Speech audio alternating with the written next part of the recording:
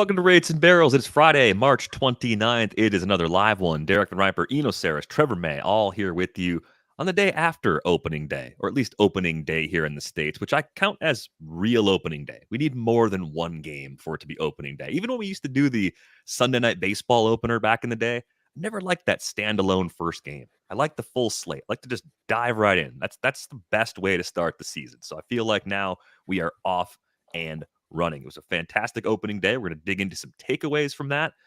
We've got award predictions and World Series predictions, so we're going to go through those. And we've got our deep dive pitching series focusing on changeups today. So we're going to get to that a little bit later on in the show as well. Gentlemen, let's get right after it. Takeaways from opening day in 2024, mostly highs. I think the biggest surprise of all for me is Garrett Crochet, a guy that's had injury trouble, never really had a full run, even back in his University of Tennessee days as a starter over a full season, comes out on opening day for the White Sox and pitches extremely well against the Tigers. And it leads to a million different questions of, well, okay, what do we expect from him for these next couple of months? And then what does the shape of the season look like for a guy like Garrett Crochet, who's never had anything close to that full starter's workload over a full year before? Trevor, the latter part of that question, like how do you even plan out what the season looks like for a guy like this who's had so many setbacks and up and downs to get to this point? Short answer is you don't really. You kind of have to take it. They're going to probably take it like 2 weeks by 2 weeks at the beginning, and then just kind of go from there. Just see, try to get him to whatever his max has been or close to, and then start tapering. Which, you know, if he's a starter the whole time, it could be in May. But it's just kind of how you have to do it. The guy's electric. I think watching him and Scooble next to each other, you can see a lot of similarities, and you can see what his potential is.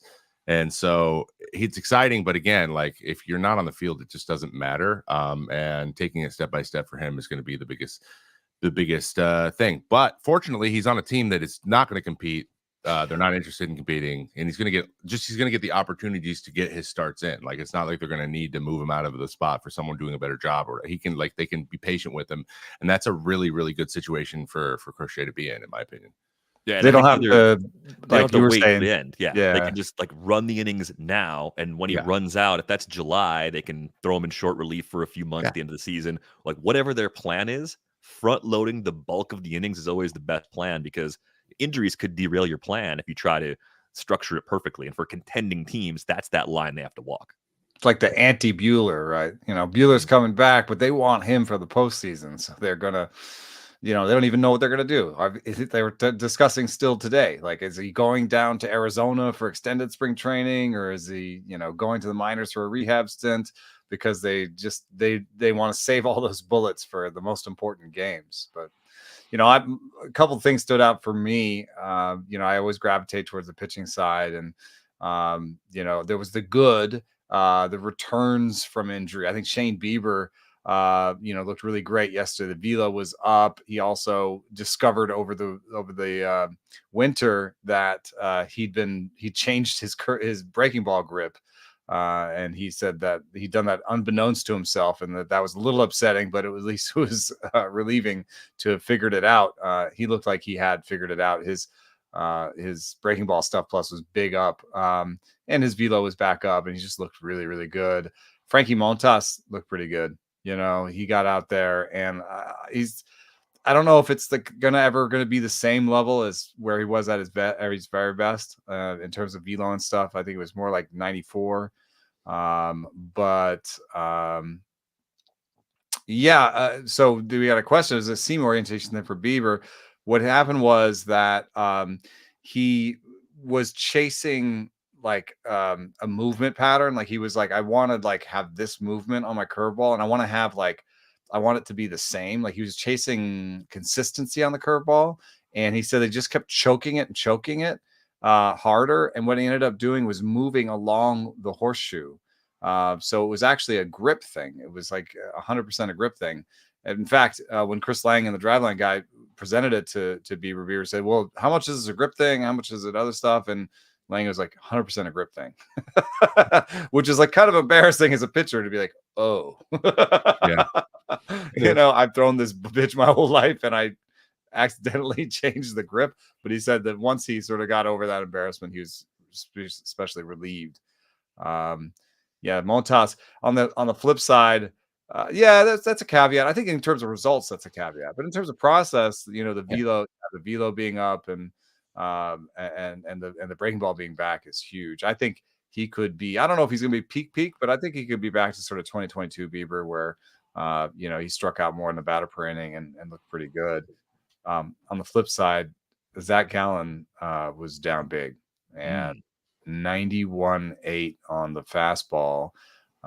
That's really big, and stuff plus just across the board 80s, no hundreds, not above average on anything.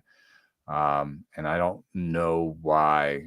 He did try to play it really slow this spring because of the extra workload, and I saw him in spring. We talked about that, but I don't know. That worries me, man, because it's like he could get a whole tick back and still be down. Yeah.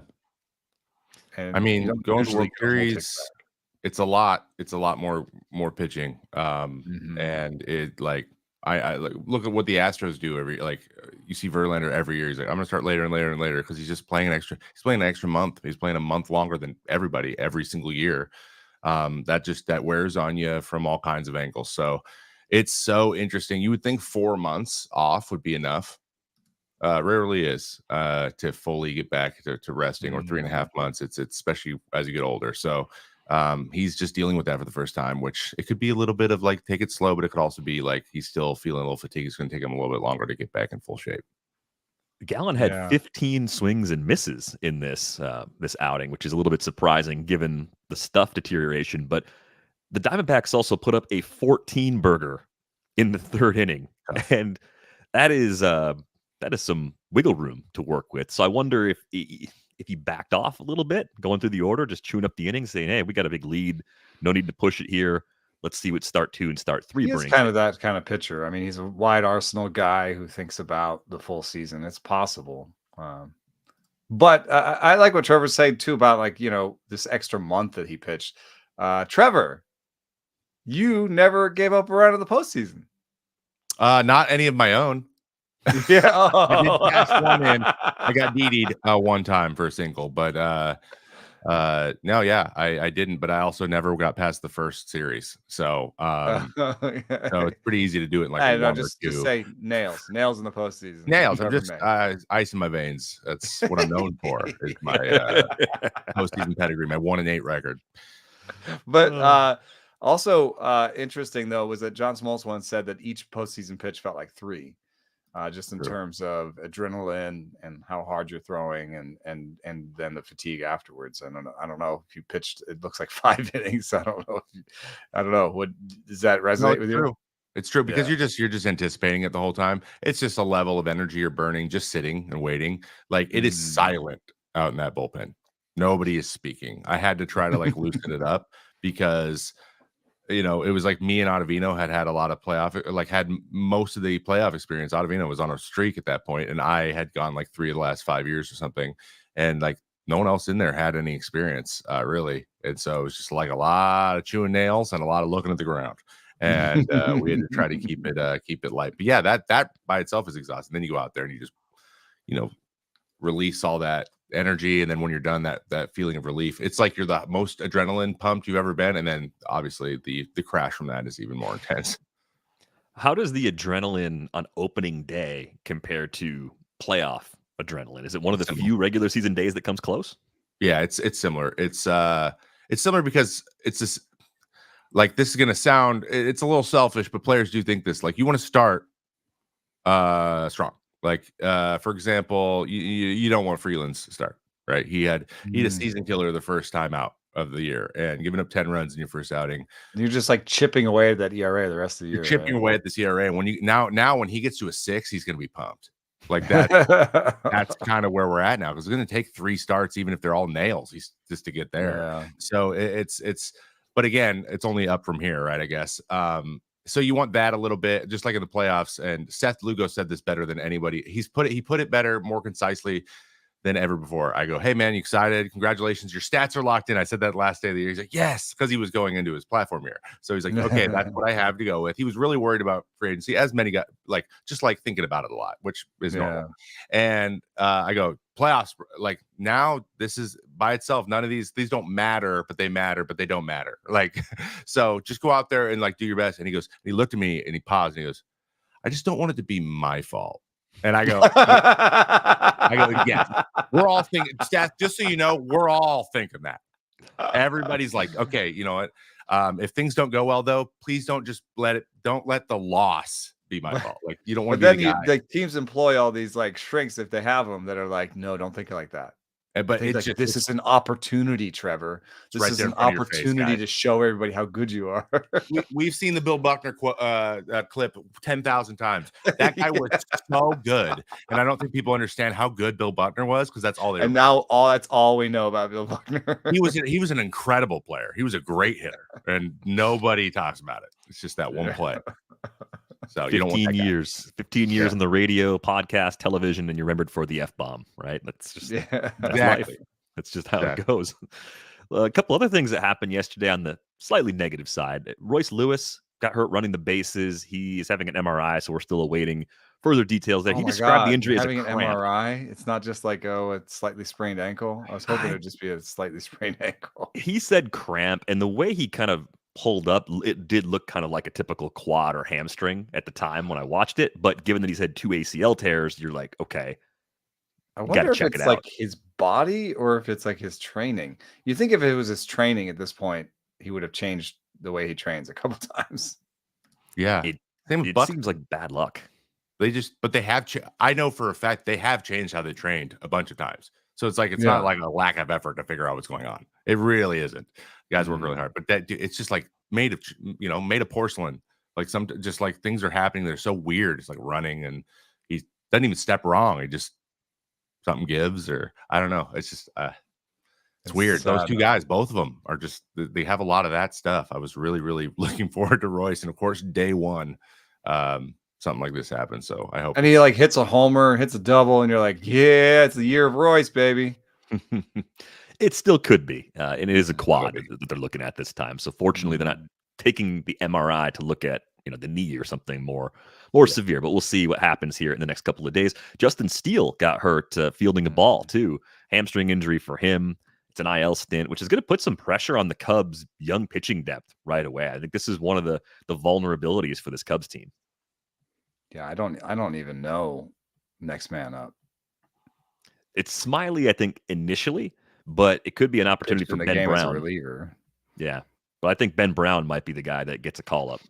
Well, that's somebody we've been excited about if he can command the pitches that he's got. He's kind of what I heard this spring is he's actually slimmed down his arsenal a little bit. So he's kind of fastball power curve and trying to just focus on those two. Yeah. So those were the key injuries from opening day, but we saw a lot of good pitching performances. Tarek Skubal, Cole Reagans looked good. Corbin Burns looked great in his Orioles debut. Really just had the homer to Trout. Those curves. Yeah. I was saying, like Stuff Plus says you can throw more of those curves. He's never thrown a quarter of the time curves, and he did that in his first start, and they just look great. Nobody really had an answer on the curves. Do you dial back the cutter just a little bit? Throws it like 54% of the time. Yeah, I mean, that's your fastball. Why? I mean, it's a great one, and that's why he uses it. But like, why not? You throw your secondaries a little bit more if they're great too. It's also April. Curveball is going to work pretty good in April. It's just the hardest pitch to dial. It'll even out a little bit more. I bet you he does throw curveballs a little bit more this year, and cutters a little bit less than normal. But it will kind of, I think, shift a little bit back because it's still his bread and butter, and especially as his arm feels good, he's throwing 6-7. Like if you can throw a 97-mile-an-hour cutter, it's just not going to hurt you that much. Do you think pitchers think about themselves in careers? Like, there's this thing where if you look, older pitchers use the fastball less. And I think it's just, there's one way of looking at it. It's just like, duh, like your fastball is getting worse and worse. So you're using other stuff more. But is there like the flip side where like I'm young and my fastball is good, so I'm going to use it a lot. And later on, I can throw the curveball more when I'm older? Like, do you think people think like that? It's more like you just come up knowing that your fastball is like, you just hear that. Like it should be your pitch that sets everything else up. It should be the thing you throw the most. It should be the thing you should command the best. It should be like, And then if that becomes, if you're a strikeout guy, like for me, for example, I threw tons of fastballs because guys swung and missed at it so much. Whiff rate's over 30% every year. Like you're going to throw that pitch because it is your best command pitch and it is the one you throw the most. And if you can get guys to swing and miss at the pitch you throw all the time, then you should be able to get swings and misses on other ones. And then over time, that kind of doesn't happen as much because you lose as a little zip. So and it's more of a reaction, or it's more of a reaction. And then guys like Darvish, though, he's bored. Like he just wants to throw other stuff. There's guys who literally like, I could probably still get guys out with my fastball. I'll be honest, last year I was like, oh, my velo's gone because it was throwing 94 instead of 96. But then I started to throw a fastball more at the end of the year because like that's still a swing and miss pitch. It just needs to be used a little bit more effectively. But like it's still there, and you're in the biggest park in the league. So just take some shots. And then the strikeout rate started to climb again. I was like, oh, here we go, it's happening. And then the season ended. But so like that was it for me. But I had the same thought. I was like, it's not gonna carry me like it has in the past. I think most guys are like that. Got one quick question about the Cubs depth options and one of their top pitching prospects, Cade Horton, got to Double-A last year, and there were some rumblings at the beginning of spring that he might have a shot at actually making the leap all the way to the big leagues for the start of the season. That, of course, hasn't happened yet, but do you think he becomes an option a little sooner than expected with the Justin Steele injury? 22, drafted in 2022 in the first round, hasn't really struggled. 30% strikeout rates in the minor leagues, 27 innings at Double-A or higher. You know, in the modern pitching and player development, you know, strategy and the way it's done now, I think, yeah, he's an option for this year. I think that in the past, they might have said, well, he needs a full year at Double-A. You know, now it's like, anymore. We need him. Come on. Sorry. Smiley got hurt. Ben Brown's throwing the ball all over the place. Cade Horton, you're up. I mean, he's probably the next man up. Well, look at Crochet. He only throws in the minors for rehab. He like went straight to the big leagues. He still hasn't played on a team in the minor leagues. He keeps going back up to the big leagues as soon as he's ready. So that's just not the way it is anymore. That's what COVID did. It just, guys are getting fast tracked. No one's going 5.5 years in the minors like I did. And Crochet was drafted in the COVID year too. So his final year at Tennessee gets cut short when the season stops. He gets drafted and then finds a way to the big leagues after making a stop at the alternate site. There's a term. I hope we never have to speak of alternate sites ever again. Because imagine how brutal it'd be to be Crochet, like pitching against other top prospects for the White Sox and be like, I'm going to go inside with a fastball on this one. Yeah. Like break somebody's. I think it even happened. I think there was one player who like got his like wrist broken by his own pitcher. There was a time in D-backs camp when Dansby Swanson was still in that organization where Yohan Lopez, remember that name? Quick pitched him on a backfield that hit him in the face. Yeah. That happened. Yeah. Woo. And Juan Lopez didn't really have much of a future with the Diamondbacks after that. I've been his teammate. And hey, I'll say it right now, Yohan Lopez, you need someone to go out and have your back though. He's a guy. He did it with us at the Mets too. I gotta just he had some spats with some people, and we were like, we love this guy because he was just filling in, and he didn't care. So I was like, he's frisky and ready to go. He was a bruiser. He was like the goon. He was our goon. Yeah, that's the thing that I'll always remember about Yohan Lopez was the quick pitching Dansby Swanson on a backfield. Not a way to endear yourself to the organization, hitting the first overall pick in the face that way. Let's get to some predictions. We're going to get awards first. We have AL and NL Rookie of the Year as we kick things off. Let's start in the AL. Let's start with you. Who do you have winning the AL Rookie of the Year award this year? Dude, just a pair of absolute hams. Have you seen these quads in the big leagues these days? Wyatt Langford is just on 2 tree trunks. You know, him and Henry Davis yesterday. I was like, what am I looking at? Like, are those legs? You know, like Langford really impressed me, not because of the results, but he hung in there on every pitch. He came up with an out. I don't think it was 2 outs because he made an out. It was an out in the bottom of the 10th with the winning run on base, and did not look overmatched. Was smiling. You know, I'm not too much of a like Scouty McScouterson, like looking at the body language, but dude was like, yeah, man, this is why I'm here. I'm about ready to rock this, you know, and he didn't, but it's okay. Like he put the ball in play and he got the guy to third. And he was fouling off some really nasty pitches, and he hung in there. He just looked ready to go, dude. Like it's like he's done it everywhere. Like this guy looks like he's nothing phases him. He's ready to go. Advanced relative to the lack of big league experience up to this point. It's funny that with all the buzz around Wyatt Langford, if not for Langford, his teammate Evan Carter would probably be the odds-on favorite to be the AL Rookie of the Year. And we've seen a little bit of Evan Carter already on a big stage, no less. So it's just it's kind of funny to me how that's playing out. So I'm assuming you're going kind of with the air quotes chalk and assuming Langford is going to win the AL Rookie of the Year award. I was tempted to do kind of a like, what? I'm going to take Evan Carter as like, like as a bit of a trolley thing. But one thing that bothered me about Carter's run through the postseason is that they had identified a hole and they started picking at it. So he's just gonna have to work at it. He's got a little bit of the Cody Bellinger body and approach, and he's got a little bit of the Cody Bellinger hole at the top of the zone that Cody came up with. So, and for what it's worth, like maybe some of the Cody Bellinger upside. He's got power, he's got speed, he's got a great discipline at the plate. So he just needs to kind of figure out right now what he's doing is just spitting on everything high. And maybe that'll work. We'll see. There's a good group of contenders for this award, even though Langford is the favorite. Who do you like on the AL side, Trevor? I'm gonna go with the dark horse that probably no one's thought of, but he's not breaking with the team, Jackson Holliday. Nobody thought of that, did you?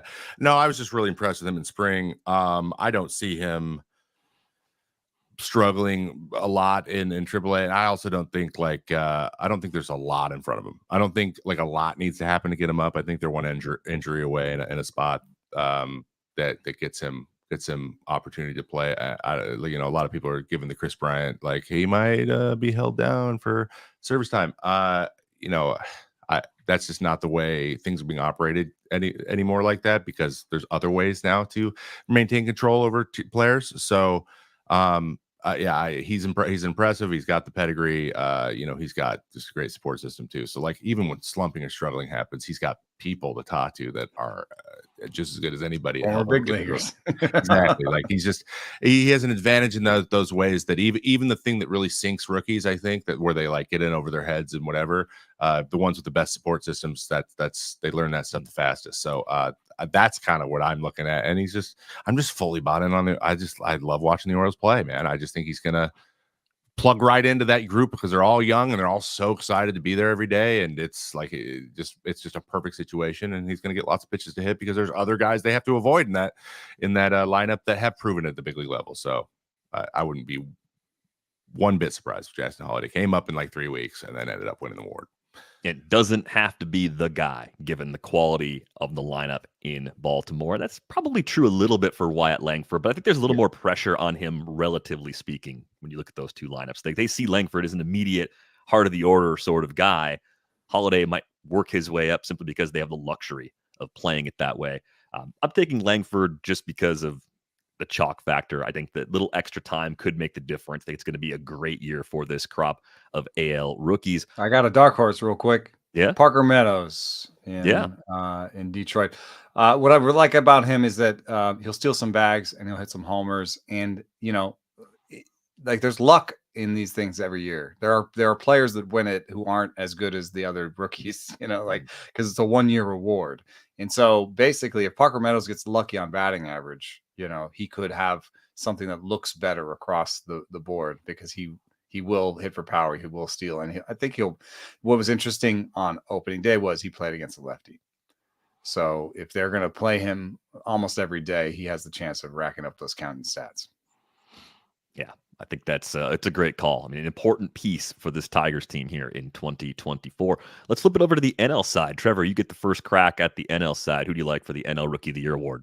So this one's interesting because there's a few guys that I don't even know if they're rookies anymore, which is tough. But I think it's going to be another Jackson, maybe Churios. I think that's just again, it's a lot of the same things with except for obviously Your dad being Matt Holliday. But a lot of the similar things to the other Jackson, Electric, and going to get a lot of opportunity. And that is when it comes down to it, that's going to be you got to get the bulk. You got to get the body of work and the opportunity. And so being in a position where maybe your team might contend, but you need to be a part of that. That's kind of like the perfect storm for me. So I'm a fan of that. It was it's so funny when you play, I like on purpose avoided a lot of like the big prospect lists and things because you don't want to see. I just learned early you don't want to see who's coming to take everyone's jobs. Let's see what they do at the big league level, and then suddenly I'm like, oh no, now I gotta like do this again. Like I haven't done this since 2009 when I was a prospect. I wanted to read all the lists. So this is ongoing for me. I can't wait though. As I watch the game and guys start to pop up that I'm not familiar with, or even if it's the name I've heard for the first time, like getting really immersed in their game. So moving forward, though, I'm sure I'll have some hot takes for you guys. One thing that I'm always frustrated by is professionals coming to Major League Baseball from foreign leagues and getting the rookie eligibility. Yoshinobu Yamamoto is not a rookie. Jung-Ho Lee is not a rookie, but they're Rookie of the Year award eligible. And I just find that to be a little bit annoying. Whereas guys like Jackson Chourio, Jackson Merrill, they're rookies in the truest sense. They are making a much bigger leap. And if they have immediate success, that to me is a lot more meaningful and more deserving of an award like this. I think it's going to be Chourio as well. I mean, they gave him the big extension during the winter, pretty big vote of confidence that he's a big part of their plan. If the Brewers are going to keep it together and avoid a down cycle, he's a big part of the reason why. And there's just so many ways he can contribute. It's kind of like what Eno was saying about Parker Meadows, where that power and speed combination tends to pop when you're looking at these awards at the end of the year. Jackson Chourio has that. If the power is a little slow to come, 30 to 40 stolen bases might be there right away. Playing good defense in the outfield could be there right away. There were some issues this spring, so that could be something that is a little bit of a problem for him. But their confidence in him and that organization is off the charts high, and I think that's going to be rewarded. So it's a homer pick for me, but I do like Jackson Chourio to come away as the NL Rookie of the Year. The only thing I would add, because I had Chourio as well, but I'm going to put Jung-Ho Lee out there because, I think that team is improved. The Giants team is improved. I think, there is some pressure on them, but it's not the same as it would have been if it was before, Chapman and Snell got added. And he was like the only guy they added. So, he's got other stars that got added to this team. I love just the contact rate, and so I think voters, as much as we try not to just make it about batting average, and we've moved on past batting average in a lot of places in terms of our voting. I think batting average is a gaudy sort of easy way to sort of, crib it out and be like, yeah, well, he hit 300. He hit 300 and played center field all year for the Giants, and they made a wild card. That's the sentence that you write. Or that's what you say on the radio when someone asks you why you voted for Jung-Ho Lee as the Rookie of the Year. So that's my little mini narrative for Jung-Ho Lee. You taking Lee or you taking Chourio? You're waffling a little. Well, I just wanted to give some love to Lee. Okay, I've taken Chourio because I think he'll steal 25, 30 bags, hit 15 homers and play center field every day. And it's going to be hard. I don't think Lee will hit 15 homers. I don't think Lee will steal 30 bags. Maybe he'll have a better batting average than Chourio, but they both have, there is actually room for a dark horse that we have not mentioned, because what I'd say is, Ha-Seong Kim came over and struggled at first. So even if we think Lee is good long-term, it may not be easy right away. Right. And Yamamoto, we saw he has that. He doesn't have the Kyle Freeland number that he has to chip away at, but he has a big number that he has to chip away at. So he may not have the season where he has a 2.30 ERA, even just because of he started out the way he does, and it may just be some bumps in the road. And Chourio is what is he 19? Seriously, turned 20. Just turned 20. First player in the big leagues, born in 2004. There could just be an older rookie that I'm just not thinking of that just pops in there and is hey, I'm ready to go. And those guys are all just trying to figure it out. Hey, can I present DL Hall as someone who still has rookie eligibility as a potential dark horse? If he sticks in that rotation all year, it's another, how do the Brewers weather the storm? that's part of the story. I would say Mason Wynn is kind of interesting too, because he plays an important position. Or does has Victor power, Scott like has stay in speed. center all year? You like Victor Scott a lot. Steals 40 bags, hits Mhm. 5 homers, hit 300. Like that would be an easy way to win it. That's like a very close to the Jung-Hoo Lee thing, and he doesn't maybe have the same amount of adjustment to make. You know, like Lee has to adjust to a country and a culture as well. Yeah, I think people overlook that a lot of times for the players that do come over from foreign leagues. Let's get to Cy Young picks. Let's start with Trevor, and let's start in the NL this time. Who do you like to win the NL Cy Young, Trevor? All right, here's a dark horse, and I don't know how Eno is going to feel about this, but I think first of all, let me preface this by saying I think both Cy Youngs, just because of the nature of how rule changes are happening, it's almost like a war of attrition. Guys who are able to have big bodies of work and just be really, really consistent are going to be in that in the conversation more. I don't think we're going to see like a 2-1, like a Pedro Martinez type year. We're going to see, a guy with a 3 or like a 2-9 with more innings winning, kind of like a Sandy Alcantara. So I got Mitch Keller because I think Mitch Keller is this close. He's got electric stuff. He's eating more and more innings every year. He's been pretty durable. And there were some flashes last year of some dominant outings that were like Kluber-esque, where I was like, if he just does this 15, like instead of just doing it for 3 outings, having 2 kind of, and then doing 3 more, if he just had like 7 great ones and then 1 just okay one, that's a huge difference with not that much of a difference of way he's pitching. So I think that he's a dark horse. I think he's going to throw 200 innings, and just that team's going to keep getting better, and he's going to keep getting better with him. I just think it's a perfect time for it to happen, and he's a guy with stuff that people haven't thought about enough, and I thought that was interesting too. Yeah, that's a good one.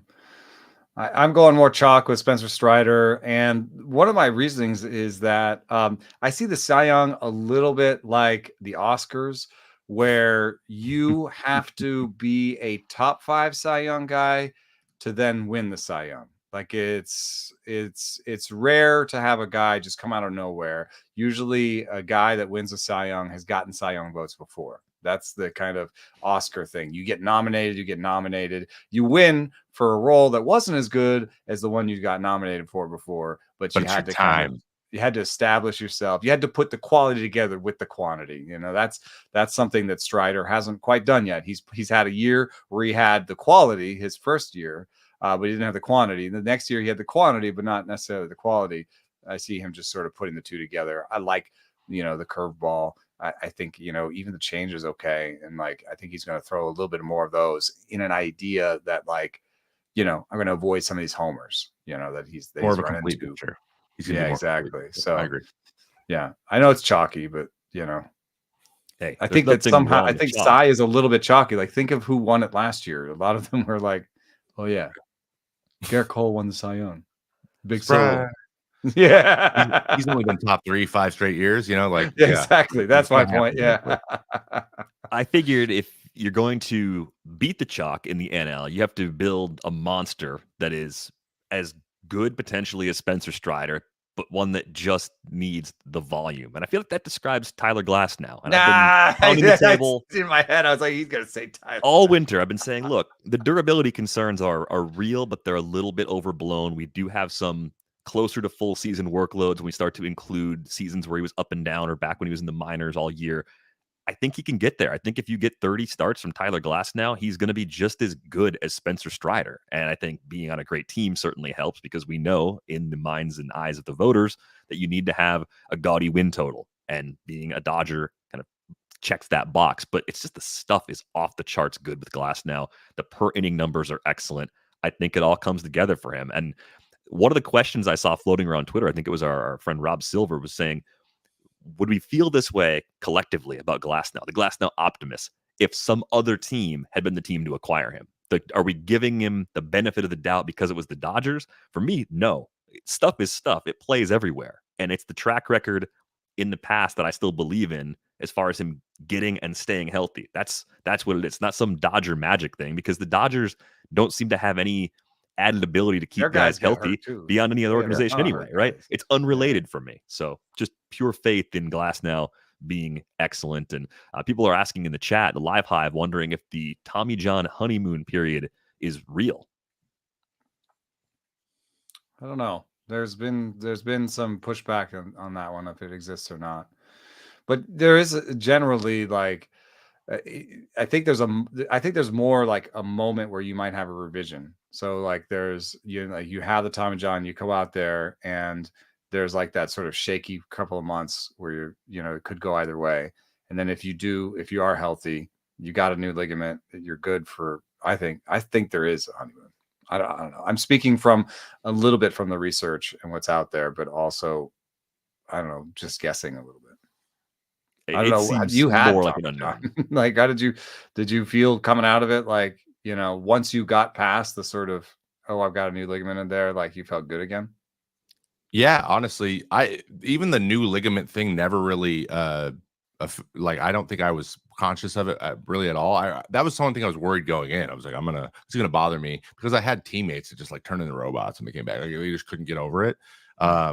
And it just wasn't an issue. The thing was just like normal, like it's been so long since you felt normal that you don't really know what that is anymore. That's the scary part. You're like, what is normal for me now? And so believing that you can continue to get back to even metrically or whatever where you were is hard until you do it. But then once you do it, that's when you're feeling really good about yourself because now you feel like you have this timer that's been reset. Yeah, that's what I was saying. There's got to be some of that, too. Yeah, so then you just gotta let it go. As soon as you buy in, though, it's and you start to feel good. That's probably the best feeling in the world when you're like, oh, like I remember 18.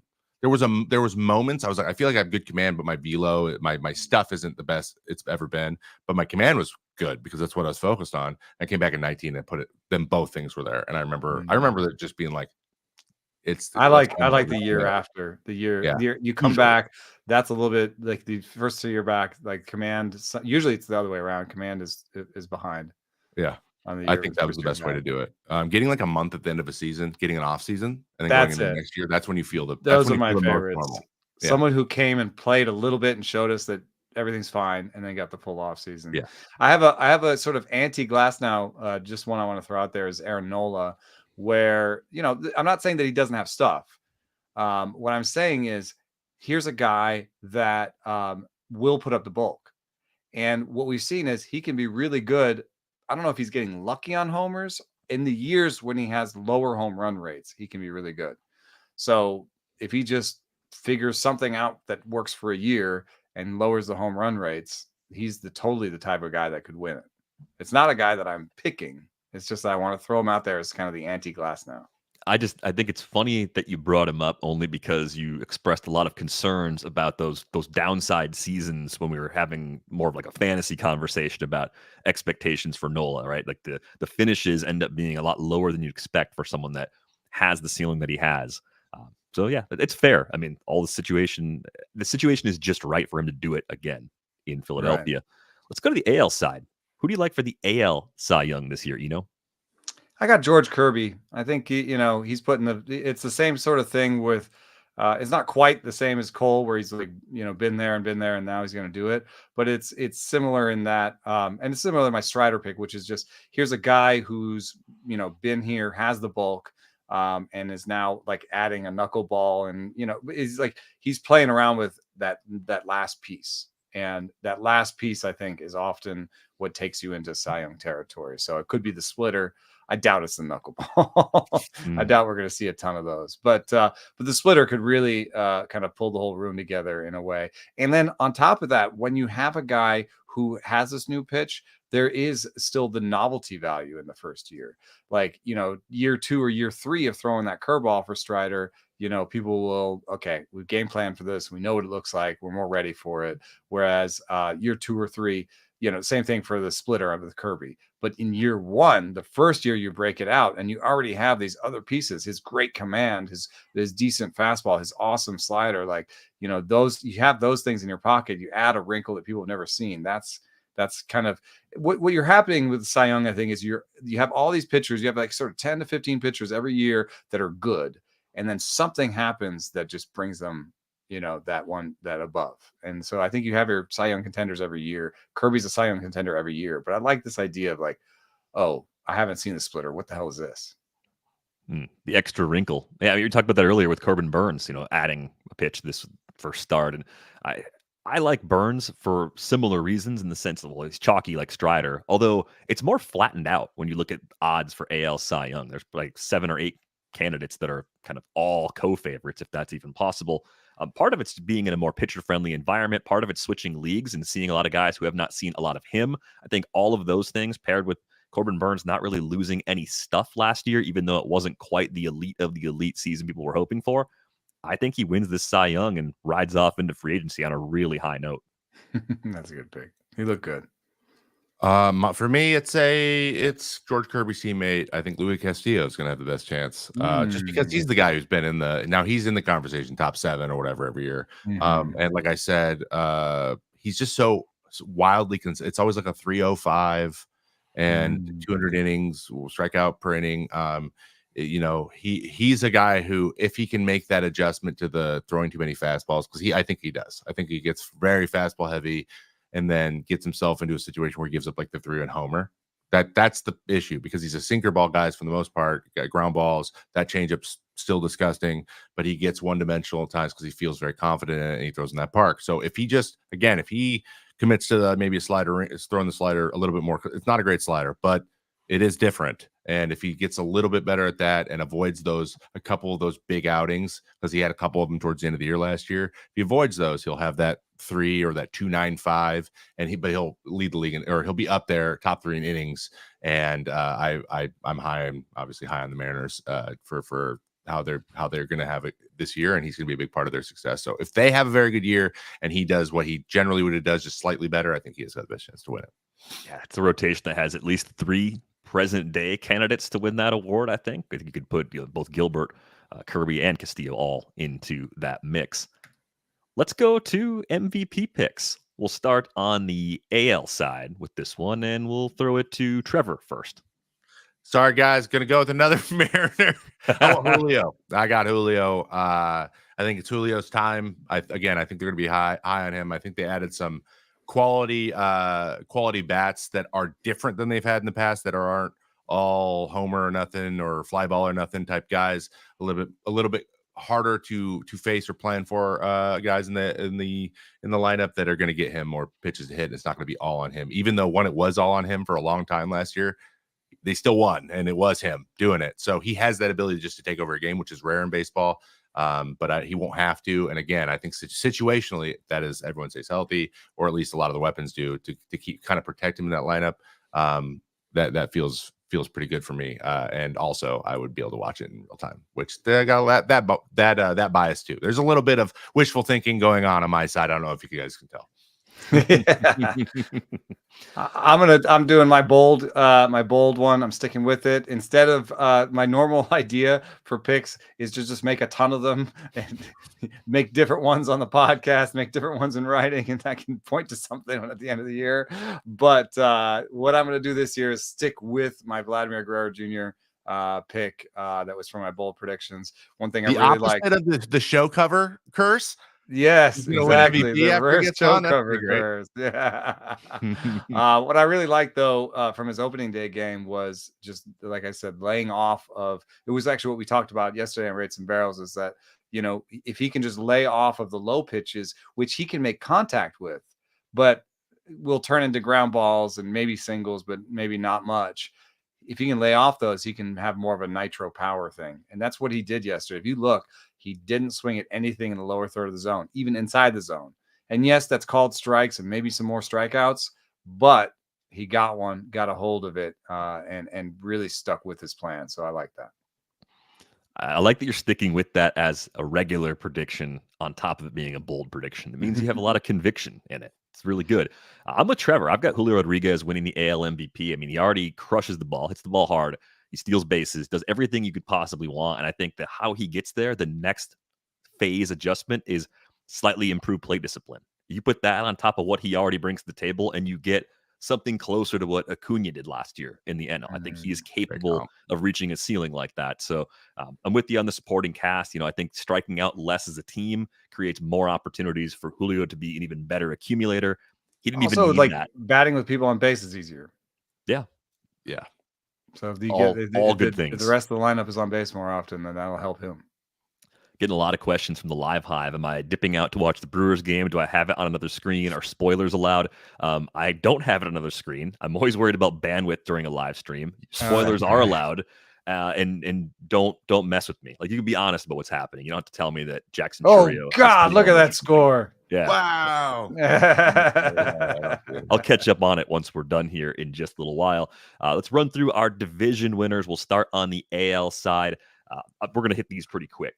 I'm going Jays in the East, Twins in the Central, and Mariners in the West. If you believe Julio's going to be the MVP, you have to believe in the Mariners. So sexy. Kind of funky as far as who's winning the division, but not necessarily indicative of who's going to have success in the postseason based on those predictions. Yeah, that's actually funny because I have the Orioles, Twins, and Astros, but I have the Jays in the World Series. Oh, that's funny because I actually have the Orioles going to the World Series as a wild card from the AL side. So, I mean, divisions are goofy like that. Yes, I mean, we've seen a lot of division winners not make it out of the first round. So, especially recently, last couple of years, it's hard to take division winners, but I did that. So, I have the Orioles win the AL. I have the East. I have the Astros winning the West barely. Kind of come down to the wire again because that's just the way the Mariners roll, and they're going to continue rolling that way. And then I have the Tigers. Whoa, we got like some it. boldness finally. I think like you said, Parker Meadows, I think he continues to get better. The interesting things like Riley Green, like their young group of guys. I just, having faced them last year, they had Torkelson with real big boy pop in the middle. He's a true Christian Walker type, 30 plus homer guy. He really is. He just plays in a massive park. So if he hits 30, he's doing it. Like, and he does it he's hitting guys in. So they have these pieces. I think they're in a good position, and I think as they get better, I think I'm not going to say Javi Baez is going to become Javi Baez of old, but I think that knowing him personally, he rides that wave a little bit. Like he buys in. And when he buys in and he's comfortable and has fun, he plays better. And I think we see a better version, not maybe the best player on the team, but a better version, contributor, if you will, to a team that's competing a little bit more. And the team, the pitching there has really revamped itself. I mean, I think Fedor's a good pitching coach. He's turning out to be. And you see Casey Mize now has a four seam. Matt Manning has really changed his pitch shapes, and he's their sixth guy. He got some depth too. Yeah, good bullpen too. They went and got some veterans in Maeda and Flaherty. And I like that because what it does is it takes the pressure off the young kids, but it doesn't also block the young kids. Like if Flaherty's not doing great, he's on a 1-year deal. You move him to the bullpen, you call up Manning. Like it's that easy. So, I like when teams are kind of making that move to being contenders from being rebuilders. They do like what the Pirates did when they move Luis Ortiz and Royce Contreras to the bullpen. That's a big signal. That means we're not going to sit here and like wait for these guys to be good as starters. Like we're trying to win games. They're in the bullpen, and that I get that same sort of energy from the Tigers. Yeah, I like the pitching improvements across the board. Jason Foley looked great closing out that game yesterday. Hundreds. Yeah, adding a few ticks, maybe a little bit of opening day adrenaline, but he just has to throw 98. He didn't go to throw 101, but he can. Yeah. Like being able to get up there, I think that's just one more gear that some people didn't think that Jason Foley had. So if you're wondering who the Tigers closer is, well, it sure looked like it was Jason Foley coming out of the opener yesterday. Let's shift the focus over to the NL for division winners. By the way, O's, Yankees, Astros all making the playoffs as wild cards for me. So still plenty of old, dangerous teams. And then, of course, the O's still being an ascendant team. NL East winner for me, Braves going chalk. NL Central going homer. They're projected to be the best. And it's hard to go against the Dodgers and Braves. I mean, are any of us doing it? I'm not. How like what's your process if you're doing that? Like I don't know. Everyone gets hurt. Yeah, the gap's like 10 wins. It's so big in each of those divisions. And then the Central is just wide open. I'm sticking homer side. I'm staying with the Brewers because I think every other team in this division still has flaws. And I think it's a total pick 'em. What you got, Trevor? Absolute crapshoot. Who do I got? I got the Reds. We both got the Reds. I like their starting. I like their starting staff. I think stuff wise, Ashcraft, Lodolo, like these guys are filthy. They just need to Hunter Green, like they have electricity in that, and they're like this close to just kind of running off a couple of rotations where they're just unhittable the whole way through, and everyone's like, and then they play in that park. They don't have to score that many runs. They don't. Yeah, they can hit 2 dinky homers and they win. Like they had a little bit of leading the league in homers right now. It's Nick Martini, guys. Yeah, Nick Martini it's a great opening day kind of footnote. I mean, a 2-homer game. He's like 33 years old. He's barely had extended run as a regular in the big leagues, and he's actually productive with the opportunities he's had. He's one of those guys you look at and say, like "Wait, an OBP guy. Why not play him a little bit more?" Now, because of all the injuries, he's actually getting an opportunity for the Reds. That plus Tyler O'Neill homering for the 5th consecutive opening day. Those were 2 other random opening day things that happened. I thought, hey, that's pretty interesting. So we're all different. So we have Brewers. Well, no, not all different. You have the Pirates making the playoffs, though. That was part of your bold prediction from yesterday that I thought. Yeah, I decided that's even though I kept Vlad on my bold, this is a more sober prediction. I think the Reds are a little bit ahead. They just have their position core is probably ahead, even with some of the dings they've taken. Although there's a lot of similarities. They both have like this 6'6" shortstop, that throws 99 and hits 120 and has a couple flaws. They both have, Steer and Hayes have some similarities. They're not the exact same guys, but they're, like strong secondary guys. And, Sawinski's out there. And so, I could make the case for either. I'm spamming a little bit. I'll go with Reds on this one. I had the Phillies, the Reds, and the Padres as the wild cards. I'm increasingly looking at this Padres team and feeling optimistic, even though it wasn't the offseason many people were hoping for. They didn't backtrack nearly as much as everyone expected them to, especially with that late addition of Dylan Cease. I think made a big difference. And now they have better pitching depth than they've ever had before, I think, with Brito and Vasquez and Snellings. And then on top of that, their worst positions in the outfield, and they've got Jacob Marcy. They've got Jackson Merrill out there now. So they've got some youth that they can throw at the problem in their problem areas, which is kind of one of their better constructions. In the past, they've had teams that were very top heavy that had no depth and no like ready prospects or no pitching that was ready.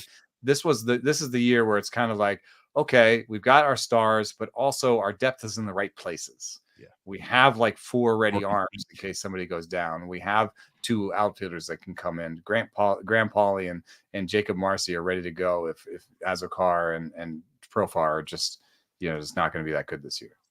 Yeah, you still have a great core in LA too, right? As the other, that was a consensus. That's what I was saying. I don't think anybody's can go. Dodgers, guys. We have Dodgers. Yeah, who'd have thought? So who wins it all? What's the World Series matchup and who actually wins it? I've got Blue Jays Dodgers.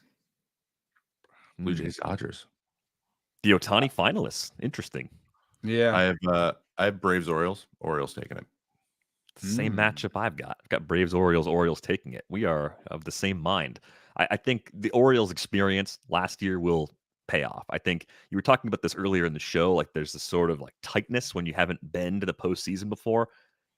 Break that barrier. Once you break that barrier, I think you're a lot more dangerous once you go back. And this is a team that's going to be playing in the postseason, I think, for a long time with the core that they have in place. But I'm amazed that 2 of us landed on the same matchup. That's pretty cool. Phillies can do the same thing too. They're hungry. They've been too close. One thing I want to bet on in these times, I think the one thing that you don't want to like overlearn from what just happened, but the Rangers doing what they did showed us that like we can overvalue all the nitpicking we do with a rotation or a bullpen or whatever. And sometimes you should just focus on like, God, that team's going to score all the runs. And that's why I find it hard to go against the Dodgers because I've watched them in Korea. I watched them yesterday. I'm picking the Dodgers to win it all because like that team, like just imagine facing them. Miles Michaels is like, hey, we're the lunch pail guys. And, see what happens when the lunch pail guys goes up against the checkbook team. I'm sorry. I watched and I was like, Jesus. Wait, he said that? That's a quote. I love that. Lunch pail guys. It's just like, what's going to happen? Oh, he said like Midwestern, hard work or whatever, but like, I was just like, they're Wall Street. Yeah, exactly. There's no breaks. Teoscar Hernandez is the break. And yes, maybe you can get Teoscar to chase. He's a kind of a wild guy at the plate. But if Teoscar Hernandez is your break, like Teoscar Hernandez has a lot of, I think, similarities to Adolis Garcia. Adolis Garcia was like a key guy. And like, imagine going and Teoscar's in one of his like hits everything for homers, streaks that he gets on. So now you're in the postseason and you're like, oh God, oh Mookie, oh Freddie, like you're just trying to, oh, maybe I'll just walk some guys and oh, I gave up single and oh God, it's Teoscar. Grand slam. Like I just think they're going to score more runs than anybody in baseball this year. Probably. It certainly looks that way based on the way they are built right now. Yeah, no breaks whatsoever as you try to navigate that Dodgers lineup. At some point, we will be breaking down how Trevor and Eno would want to pitch to various hitters. Trying to figure out the entire Dodgers lineup might be more than one episode. So we got pretty deep. Yeah, we could save the changeup deep dive for next week. Save the changeups. I think that makes sense. They deserve a lot of time because we like them. I mean, at least I like them quite a bit. We'll also have like the first week of the season. It's kind of hard to talk about things sometimes because there's not like that much actionable. It's just I can make 5 games really meaningful. That's a gift that I have, sir. That's a gift of fandom right there. But from an analysis standpoint, I'd be like, yes, that guy's going to hit 800, and yes, Nick Martini is going to have 65 home runs this year. He's going to end the year with a new record. Yeah. Saul wants to know, do we have any spicy takes? I think it's likely the Rangers missed the playoffs. Yeah, I didn't have the Rangers in. I think it's more about the runway of getting their best pitching back. I don't think they're bad. I think they're going to be a team that's close, but I just think the timing's not going to quite work out with Scherzer's absence, with DeGrom's absence. I think those two in particular, that's a huge difference. And I don't know if they have the depth in that rotation to actually hold together, especially if they lose more from the current group. I think that's when things could really become problematic for them in these first couple of months. They technically barely made it last year, like barely. Yeah. Look how good Simeon and how good Seager were and how good Eovaldi was. Like how these guys played out of their mind and they barely made the playoffs. They were playing to make it like the last few days of the season. Yeah. I mean, they lost the division. They had to like still win games to like make it in. I could see the Diamondbacks missing it. I just see Eduardo Rodriguez hurt. Paul Sewald hurt, a little bit of a hangover from last year. I don't think they were the second best team in baseball last year. So there's that. And then they're going to be in a division with teams that are like a juggernaut in the Dodgers, and then maybe a Giants and Padres team that are going to be surprising. If there's any sort of surprising level for the Giants and Padres, that makes it really difficult for the Diamondbacks because you're not going to, it's like impossible. Like I don't think the math works where you're like all 3 wild cards come out of the West. It's very difficult for it to work that way. But a lot of times people make that prediction about the AL East. Oh, the AL East is so tough, and we're going to get 3 out of the Jays, Rays, Yankees, or whatever combination teams you like in any given year, right? It seems like that's always been the argument. But you still play those guys the most. So I think the math doesn't work. Like you're just still playing them. Is it spicy? Have to beat up on the rest of the league. They have to win like all all out of division games, which especially now because there's so much spread in this. And I can see that happening in the AL East more than I can see that the D-backs do that. Like, do you see the D-backs just running house on like the rest of the league? No, not necessarily. But could I see like the second or third best team in the AL East just like destroying everybody else and playing 500 in the AL East and making it? Yeah. I mean, I've got the Padres in and the Diamondbacks out. I guess that's a spicy take. I think the Padres are better than the Diamondbacks right now. I don't think that's unreasonable. Yeah. Credit to the Diamondbacks for at least doing right, though, going out, kind of fortifying the weakness, getting Jordan Montgomery and Eduardo Rodriguez. I realize Erod is hurt right now, but that will serve them well and give them a better chance of getting back to the postseason than if they'd avoided signing both of those guys. I didn't see a path for them to do it without adding to that rotation. It will be kind of spicy if both World Series teams don't make the playoffs next year. I know. I was just thinking, I was like, if I had the Jason Stark bat signal turned on, we'd have that information at our disposal right now. I'm sure. Oh, yeah. I was wondering how long ago it's been. Yeah. How long has it been since the 2 World Series teams both missed the postseason? Maybe someone in the Live Hive can dig that up. It probably happened a lot more with the smaller postseasons, honestly. When it was just the pennants. Or just the division winners went. Yeah. That's it probably happened a lot back in the day. Quite a bit. Philip wants to go negative. Instead of predicting the best teams, who will be the worst 2024 teams? I mean, That's too The Rockies really did a good job going off the high dive on opening day. Oh, do you think the young Nationals outfielders pulled them off the basement? I think they could. I at least see reasons In for that optimism division, yeah. with all the other basement teams that I really just don't see with the Rockies. I was looking at the projected WAR leaderboards, and I think their total projected WAR was marginally better, it seemed like, than just the remaining free agents on March 29th. I mean, I'm exaggerating a little, but they were brutal. Like Rockies, the way this team's projected. by projected WAR, it's Rockies, Nationals, White Sox, A's. I think that's right, with Colorado at the bottom. I could see. We need a dark horse here, though. Like, we can't just be chalky on the bottom too. Right. So who's the team I've got a that's dark not horse in that for group you. that you The think falls in Angels. there? Oh yeah. The Angels Honestly, are. I mean, it's they're not not a that dark much of a horse dark for me. horse, but the Angels are projected right now to be like the 10th worst. Yep. And I could see them being the worst. Like, just everything goes wrong. You know, I Pablo mean- never gets it going. Rendon gets hurt again. Trout gets hurt again. You know, and then there's just nothing left. And they're playing an outfield of Adele and Moniak, and they're striking out 35% of the time. And it's just, you know, it starts getting bad. Yeah, injuries The would be worst. very unkind to this position player group. It's such a typical Angels opening day, right? Trout homers in the first inning. Oh, hey, Trout's still Trout. Great. You lose 11-3. Like that's That's very, very. it's going to be a lot of that. Oh my goodness. It's going to be a lot of Trout, O'Hoppe, Neto, Ward, like putting up good numbers and having it just not matter. Like, do you think Reed Detmers gets a lot better? Do you think Griffin Canning stays healthy? It's hard to talk yourself into their rotation. Even if you like those two guys, what do they get from Silseth and Sandoval and Tyler Anderson? There's so little in terms of impact talent on the pitching side for them right now. It's a huge uphill battle for them in that division with three very good teams clearly ahead of them. I agree with that take a big time. And I their pitching is just, I don't understand. They don't sign any pitchers. They only sign they gave one guy $11 million a year for 3 years, and then he's not even healthy, and he's like not the closer. I don't know what that was. I don't know why they did that. Good for him, but it a head scratcher, because that's like not something that was a big need. They needed so much more than that. They could have gotten starting pitching for cheaper than that, frankly, anybody. So I don't know what's going on. Is there a Cardinals team, though, a team that's supposed to be in the mix for division leader that loses 90 games? They might be the team that jumps off the page a little bit because they're coming off of a down year. They've got a couple of injuries already with Nootbaar and Edman, not their best players. Plus, Sonny but the Gray. Cardinals just did it last year. There's have to be like the Cardinals. You think a different team, or do you think, I think there's a chance the Cardinals stay in the cycle for another year? Like, no, it's the pitching. It's the same thing we're just saying about the Angels. But I don't know if they're going to stay healthy. They could lose their entire rotation quick. Like, it could happen fast. It's a lot of old guys. You said they're in the World Series, and I think the Blue Jays might be could potentially be it's potential that they could be very disappointing, and they're just a couple injuries away.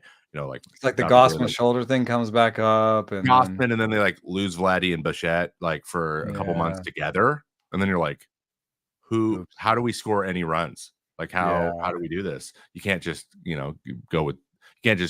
pray that David Schneider just does exactly what he did for a month last year, and go 3 for 4 every day. Like, that's just not going to happen. So, they're a couple injuries away from being in real trouble. I don't think they will, but they're probably the most, I think, exposed. I wonder about the Cubs a little bit. Steele goes down. Like, what if it takes longer than you think? I like Imanaga, but like, what if he gives up 2 homers per 9, and that's, Kyle Hendricks is really up and down. Jameson Taillon is hurt right now, and I think this, we're zeroing in on something that, like, pitching health is a huge source of chaos in the game, and really one of the big ways that you can either be way worse than you expected or way better. It seems like. Because I just told the story of the Cubs falling apart like the Cardinals, and I just zeroed in right in on the rotation. Trevor is doing the same when he was talking about other teams. So it's like, that's, I think, where you would look at, these young, like a team with young pitching, you might feel a little bit better about. But the Cubs, for a team that's been rebuilding for so long, their rotation is surprisingly old. Yeah, I think the Cade Horton situation that we described a little bit earlier, that's a potential shift for them, having a guy that looks more like an actual ace, maybe in that rotation by midseason. And hey, if he's cruising in the upper levels of the minor leagues, the need might even be sooner than that. That would Oh, be I something to was be thinking about excited the about. Rays. Yeah, Yeah, I as, mean, as an underperformer. Yeah. yeah, I mean, just the way that we're talking about this, like, they bake in a lot of, okay, these people are going to be hurt, and like, we're just gonna have a ton of them. But it seems like even for how much they baked in that, they're really going to push it this year. You know what I mean? Like Springs, Rasmussen, Taj Bradley, all hurt. Boz coming back, like. What happens? Savali has not been a guy who stayed healthy a lot. So what happens if he gets hurt? Eflin has had knee injuries in the past. Like I don't think that they have another, like you said, for the Cubs, at least maybe Horton and Brown come up and like that's how they paper it over. I think that the Rays are really pushing it to the point where like they may not have a cupboard.